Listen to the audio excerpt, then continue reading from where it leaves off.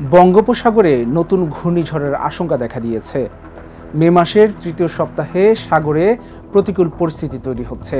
এতে 24 থেকে 26 মের মধ্যে একটি ঘূর্ণিঝড় সৃষ্টি হতে পারে, এমনটা জানিয়েছেন আবহাওয়াবিদ মোস্তফা কামাল। তিনি বলেছেন, ঘূর্ণিঝড়টির সম্ভাব্য নাম শক্তি। এটি শ্রীলঙ্কার প্রস্তাবিত নাম।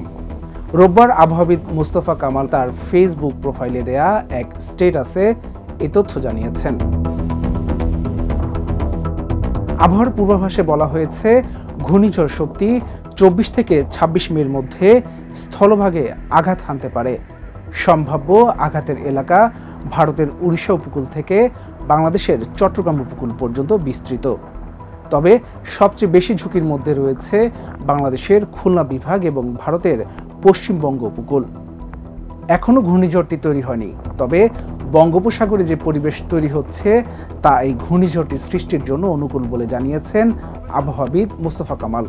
তিনি বলেন, পরিস্থিতি যেমন যাচ্ছে এতে করে ঘূর্ণিঝড় তৈরি হওয়া সময়ের ব্যাপার মাত্র। তাই সবাইকে আগাম সতর্কতা অবলম্বনের আহ্বান জানানো হয়েছে।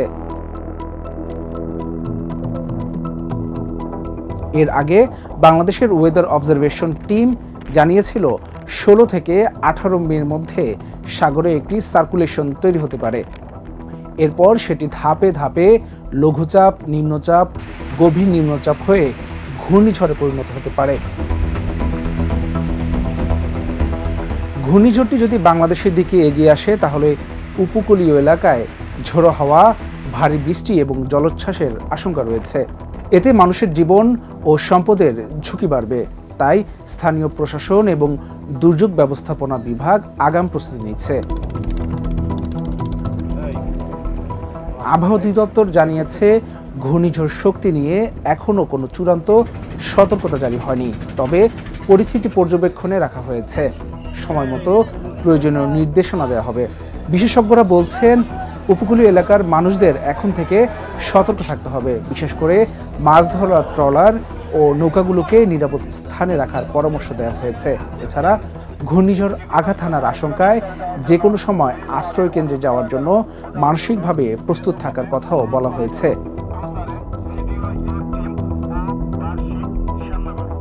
এক বছর আগে মে মাসের শেষ সপ্তাহে আঘাত হেনেছিল ঘূর্ণিঝড় রিমাল। সেই ঘূর্ণিঝড়ের তাণ্ডবে উপকূল জুড়ে 1.5 লাখ বাড়িঘর বিধ্বস্ত হয়েছিল।